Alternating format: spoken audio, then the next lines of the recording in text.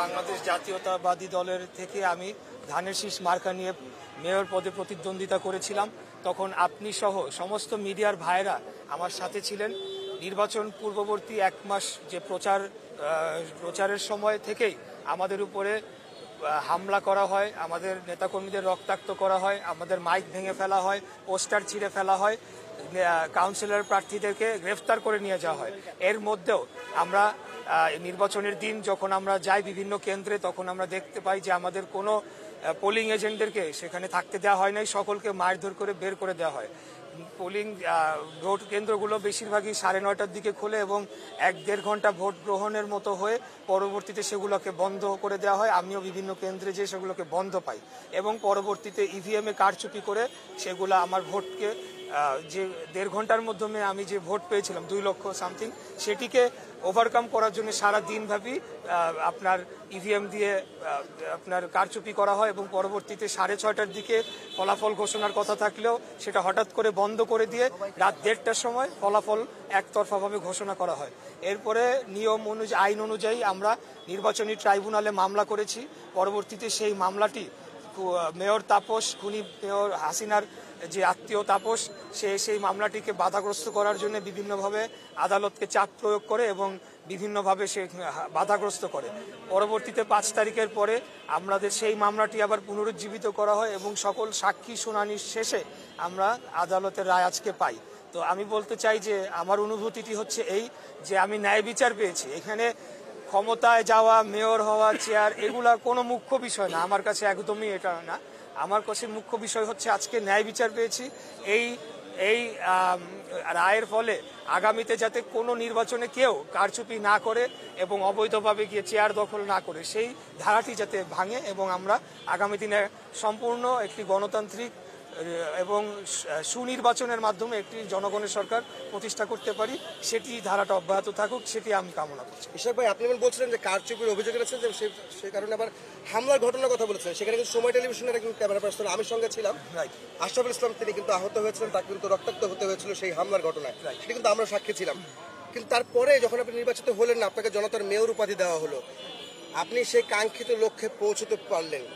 আপনি কি জনতার মেয়র হিসেবে থাকতে পারবেন? যদি মেয়র নির্বাচিত হয়েছেন, যেহেতু শপথ নিলে আপনি কি এই দক্ষিণ সিটি কর্পোরেশনের যে মানুষজন আছে, নাগরিক আছে, তাদের জন্য কাজ করতে পারবেন? সেই তার প্রত্যয় কি ব্যক্ত করবেন?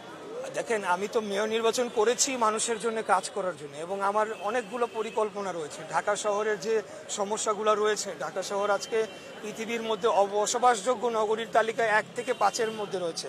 আমাদের এখানে যানজট, আপনার air pollution, noise pollution, waste management সহ এবং অতি বসতিপূর্ণ হওয়ার ফলে এবং অপরিকল্পিত নগরায়নের ফলে যে সকল সমস্যা রয়েছে, সেগুলোকে সমাধান করার জন্যই তো আমি মেয়র নির্বাচন করেছি। আমাদের নেতা দেশনায়ক জনাব তারেক রহমান, উনি আমাকে প্রতিনিয়ত তখন গাইড করেছেন, আমার ম্যানিফেস্টো তৈরিতে উনি সাহায্য করেছেন, উনি যেভাবে বলেছেন কাজ করেছেন। এবং আমাদের সিনিয়র নেতৃবৃন্দ আমার পাশে, আমার অত্যন্ত শ্রদ্ধেয় আমার চাচা জনাব রুহুল কবির রিজভী আহমেদ রয়েছেন, ওনারা যেভাবে আমাকে সমর্থন দিয়েছেন, সেটা তো জনগণের জন্য কাজ করার জন্য। হ্যাঁ, এখন আমি শপথ নিব কি নিব না, এটা হলো সম্পূর্ণ দলীয় সিদ্ধান্ত, যেটা আমি ইতিপূর্বে বলে এসেছি। আমি দলের প্রার্থী ছিলাম, দল যেভাবে আমাকে নির্দেশনা দিবে আমি সেই অনুরূপে কাজ করে যাব। আমরা একটু রুহুল কবির রিজভী আহমেদ, যিনি বিএনপি সিনিয়র যুগ্ম মহাসচিব, তার সাথে কথা বলবো। আজকে যে ইশাক হোসেন যিনি নির্বাচিত হলেন বা আদালত তাকে বললেন, ঘোষণা দিলেন মেয়র হিসাবে, আপনারা কি বলবেন যে শপথ নিতে তিনি পারবেন কিনা? দল কি বলছে সেটা তো বলবেন। প্রথমত আমি বলবো যে আদালত সুবিচার করেছে এই মুহূর্তে, এই জন্য যে গণতন্ত্রের জন্য লড়াই এবং যে গণতন্ত্র সুবিচার, ন্যায় বিচার নিশ্চিত করে, সেটার পথে এখন আমরা এগিয়ে যাচ্ছি ফ্যাসিবাদের পতনের পথ থেকে।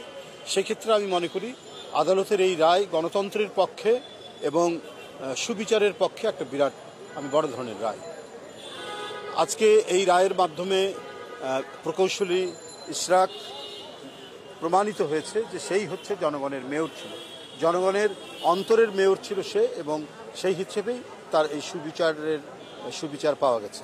এখন পরবর্তী যে কার্যক্রম, সেটি হলো যে আমরা দলের প্রধানতম নেতা জনাব তারেক রহমান সাহেবকে এটা অবহিত করা হবে। অবহিত করার পর পরবর্তী কার্যক্রম শুরু করা হবে, সে শপথ নেওয়ার বিষয় এবং অন্যান্য যে প্রক্রিয়াগুলো আছে সেই প্রক্রিয়াগুলো শুরু হবে। রিজভী ভাই, আপনি যদি বলেন যে উত্তরেও কিন্তু ঢাকা উত্তর সিটি কর্পোরেশন নির্বাচনেও কিন্তু তাবেই তাওয়াল আপনাদের ধানের শীষের প্রতীকে নির্বাচন করেছিল একই সঙ্গে, সেখানে কিন্তু কারচুপির অভিযোগের ট্রাইব্যুনালে মামলা করা হয়েছিল, সেই বিষয়ে এখনো কিন্তু কোনো ফয়সালা হয়নি। আপনারা কি মনে করেন, তাবে তাওয়াল কি সেভাবে ইশরাকের মতো তিনিও কি মেয়র হবেন? নিঃসন্দেহে যদি সে বিচার যে বিচারাধীন যেটা রয়েছে, সাবজুডিস যেটা রয়েছে, সেখান থেকে ন্যায় বিচার পাবে এবং ন্যায় বিচার পাওয়ার পর তারপরে সে দলের সমর্থন নিয়ে মেয়রের শপথ নেবেন কি নেবেন না, এই বিষয়গুলি তখন নির্ধারিত হবে। এখন যেমন এটা নির্ধারিত হয়েছে, তবে এই মুহূর্ত পর্যন্ত আদালতের যে রায় জনমতের পক্ষে, গণতন্ত্রের পক্ষে এবং ভোটারদের ভোটের পক্ষে, সেই রায়ের জন্য আমি আমাদেরকে নিজেদেরকে খুব ভালো লাগছে যে আমরা সামনের দিকে একটা শক্তিশালী গণতান্ত্রিক কাঠামো গড়ে তুলতে পারব। রিজভী ভাই, এইটাতে আসলে কি প্রমাণ করে যে 2018 সালে যে নির্বাচনটা হয়েছিল সিটি কর্পোরেশন ইলেকশনে, সেখানে যে কারচুপির অভিযোগ আজকে প্রমাণিত হলো, তার মানে যে এতদিন যাবত যে নির্বাচনগুলি হয়েছে সেগুলি আসলে আপনারা কি বলবেন? সেটা তো আমি তো নিজের জীবন দিয়ে সেটার প্রমাণ। প্রকৌশলী ইশরাক এবং তাবিদ আউয়ালের নির্বাচনে আমি ব্যক্তিগতভাবে সন্ত্রাসী হামলার শিকার হয়েছি কারওয়ান বাজারে। ধারালো অস্ত্র নিয়ে আমার উপরে করা হয়েছে, হামলা করেছে। তো এর বাইরে তো আর কিছু নাই, আমি তো নিজের জীবন দিয়ে। আর সারা সিটি কর্পোরেশন উত্তর দক্ষিণে চলেছে সন্ত্রাসের মহাযজ্ঞ, মহারাজত্ব। ও যেটি বলেছে, ইশরাক যেটি বলেছে যে 9টার মধ্যে সব ভোট শেষ, বন্ধ করে দিয়েছে, পোলিং এজেন্টদেরকে বের করে দিয়েছে এবং সাধারণ ভোটাররা লাইনে দাঁড়াতে এসে তারা সন্ত্রাসী পরিস্থিতি থেকে তারা সব ফেরত গেছে। এইটা শেখ হাসিনার ফ্যাসিবাদী যে নির্বাচন, হাসিনা মার্কা যে নির্বাচন, সেই নির্বাচনের একটা উৎকৃষ্ট দৃষ্টান্ত হচ্ছে সেই সিটি কর্পোরেশন নির্বাচন। সুতরাং এর বিরুদ্ধে মানুষের যে ক্ষোভ, সেই ক্ষোভগুলো নিঃসন্দেহে আদালত সেগুলোকে বিবেচনা করে তারা এই সুবিচারটি করেছেন। একটা গুরুত্বপূর্ণ প্রশ্ন আমি করবো, রিজভী আপনি যে থাকবেন, সেটা হচ্ছে যে এখন কথা উঠছে জাতীয় নির্বাচন আগে না স্থানীয় সরকার নির্বাচন আগে। এই মুহূর্তে আসলে আপনি কি মনে করেন, স্থানীয় নির্বাচন খুব জরুরি নাকি জাতীয় নির্বাচন জরুরি?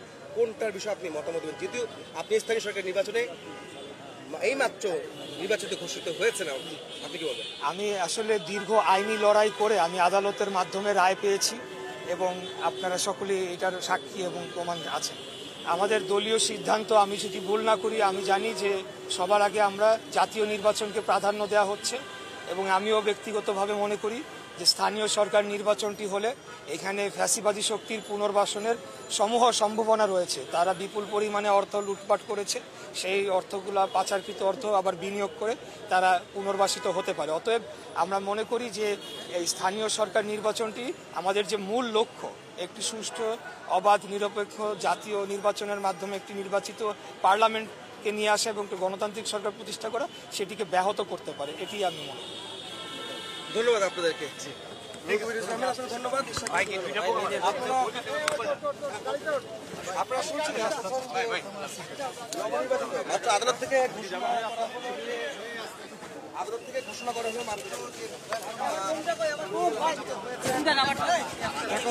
কর্পোরেশনের ইঞ্জিনিয়ার ভাই বক্তব্য শুনতে পাচ্ছিলেন।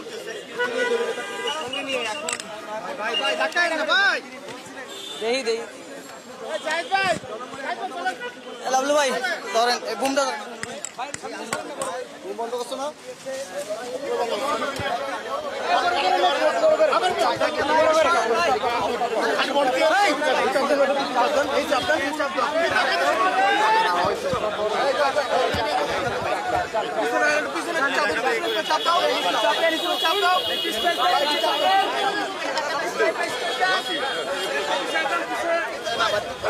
ভাই ভাই ভাই ভাই ভাই